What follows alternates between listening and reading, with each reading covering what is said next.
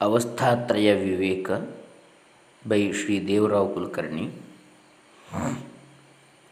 published by Adhyatma Prakasha Karyalaya, Karnataka. We have already seen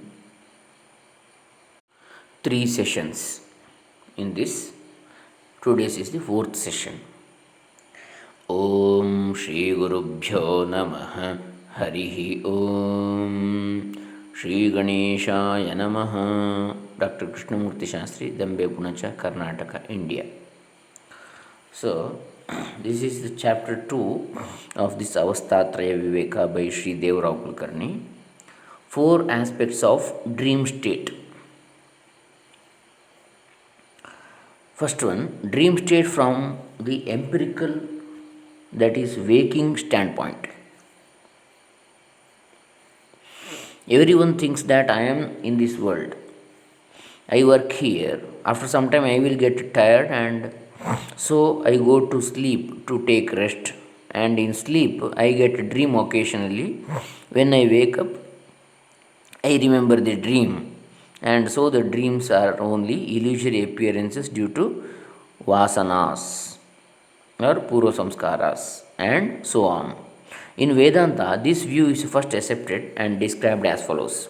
According to Vedanta, the heart is the residence of our mind and the brain is the office room from which it acts and deals with all the transactions of daily life.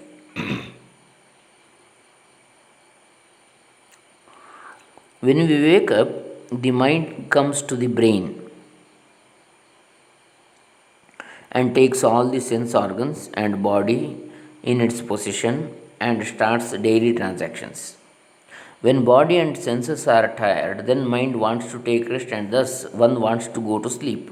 Here the mind withdraws all the faculties of the sense organs such as seeing, hearing, etc. and slowly it starts descending from the brain to heart, which is its residence. It descends through subtle nerves which are called nadis.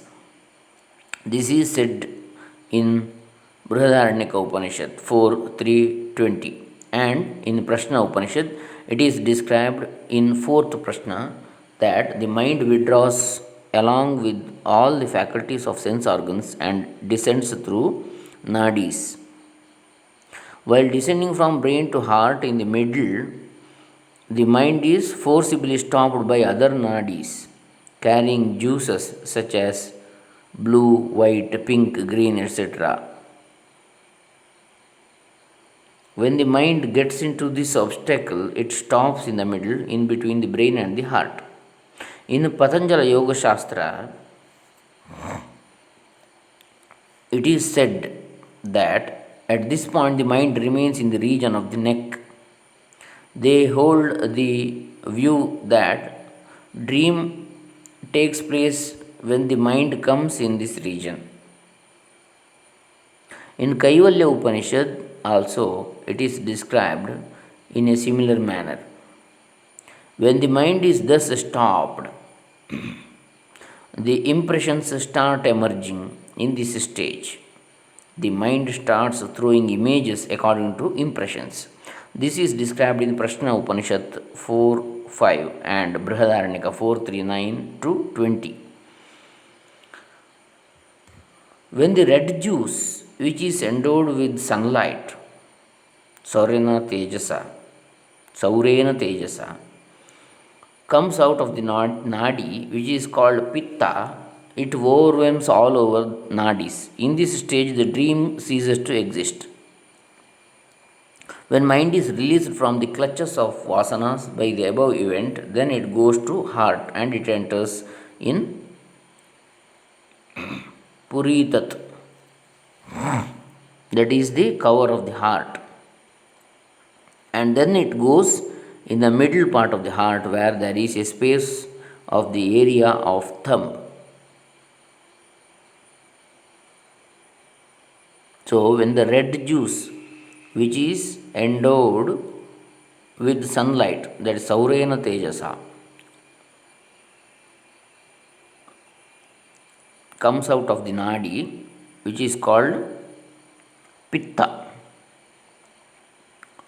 It overwhelms all other nadis. So the mind reaches the space of the area of thumb in the middle of the heart. When the mind reaches this hridaya kasha, the space of the heart, then it merges.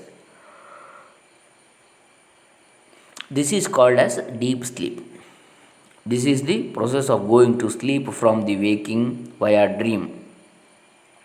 Refer Prashna 4 bar 6, Brihadaranyaka Upanishad 4 3 20, and Sutra Bhashya, Brahma Sutra Bhashya 3 2 7. When the mind merges, then the jiva or the soul remains in his true nature of Brahman, and this is also described in Brahma Sutra Bhashya 3 2 7. Brahma tu anapayi suptisthanam. Sometimes, when jiva comes from sleep to waking, in the middle also he can have the dreams according to the above process in the nadis. So the dream is possible to be experienced by both the ways. This is the first viewpoint of the dream which is described in the Vedanta. Here it is accepted that the dream state occurs. So this is called as empirical viewpoint.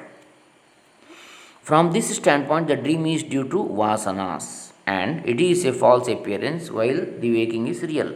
We can reconcile some other sciences, just as Ayurveda, which says that the dreams occur due to the irregularity of the food, etc., due to imbalance of vata, vayu, pitta, and kapha. In psychological investigations, they have also taken this view that the same mind which functions in the waking state enjoys the dreams. Recently, they have started recording the dream state through the EEG electroencephalogram, which graphs on the screen. From this, we can understand what, according to Vedanta, also, which says that the dream occurs due to mind vibrations in the nadis through the brain, and the above EEG confirms this view also, which records these vibrations. It must be noted that this viewpoint of the Vedanta is from the empirical standpoint only. Thus, we can reconcile all the sciences which observe the dream state from the waking standpoint only. Next, from the scriptural standpoint, second one, that is from the point of view of religion or Vaidika Vyavahara Drishti. In the view of religion, one should accept the existence of the soul apart from the gross body. The nihilists or the atheists, Nastikas, won't agree with this point. Soul. They say that the consciousness is a byproduct of the five gross elements.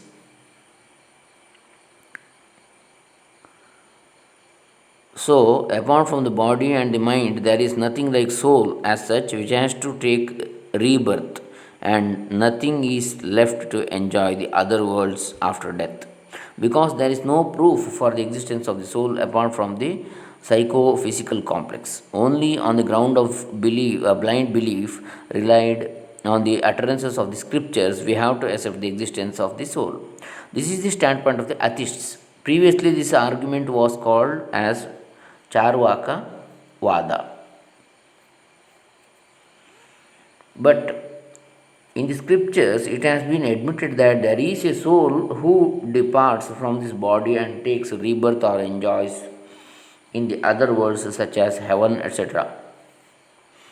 What is the proof to accept the existence of the soul? For this crucial question, Vedanta has given the satisfactory answer, which is based on the universal acceptance of the experience of the dream. In Brihadaranyaka Upanishad, the sage Yajnavalkya reaches the king Janaka that all the dealings of the mind and body, etc., take place in the light of the self effulgent self, which is every one's true nature. Atmanayvayam jyotishaste palyayate karma kurute vipalyeti iti.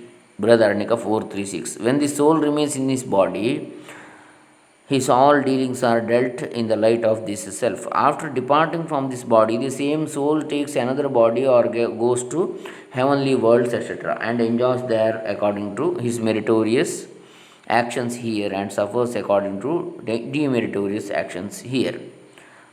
At this stage, Janaka asks the question, why do we have to accept the existence of the soul apart from the gross body and the mind? What is the proof for such an existence apart from the utterances of the Shastra? Or should we simply believe because it is said in the Shastras? For this, the sage Yajnavalkya replies, everyone experiences the dream. In dream state, he himself is there. He, the dreamer, deals with all the conscious dealings such as hearing, seeing, thinking, etc. But he has not been followed by this gross body in the dream state. That is, he has not taken his body there. This gross body will lie along the bed while he is dreaming. So one should accept that apart from this gross body, this existence is his existence is there. He feels during the dream time that he has got a body. This shows that the soul can take another body after the death because it can take a body in the dream state. In the same way, it can take another body after death. This dream experience is an indication to assert that the soul is different from this gross body and that he may take another body and that he may enjoy other worlds. Probably his dream will be according to the vasanas or impressions that he gathers while performing actions in this waking world. While this is commonly experienced by all, there may be different types of dreams also, though rarely. By this, we can assume that as he sows, so he reaps. According to this, the merit and demerit and the consequences of these actions become acceptable. So, all these religious points are supported on the universal acceptance of the dream in Vedanta. By this, it is proved that one has to observe the morality in our life here. Thus, Vedanta supports the religious ideas by giving the universal experience of dream, A. Existence of soul apart from the body, B.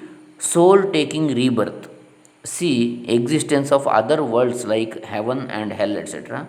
D. The necessity of leading austere life here, etc. Pure life here. Though the dream itself is not rebirth, it indicates the possibility of rebirth. Brihadaranyaka Bhashya 438. This is the second viewpoint regarding the dream state, which supports the Vaidika Vyavahara, that is, scriptural dealings.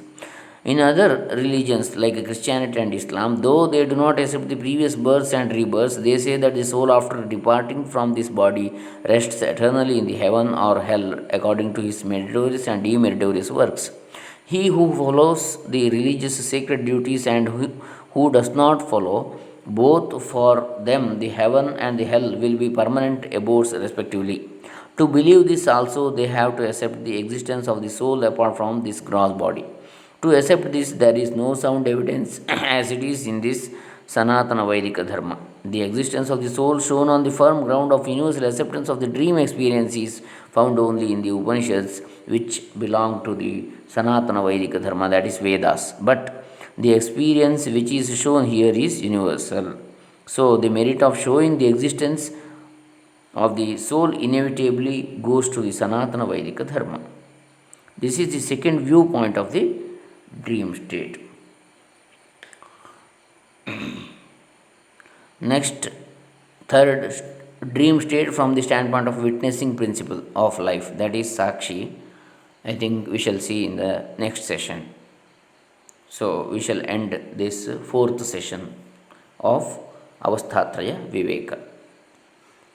Hare Rama. Om Tat Sat.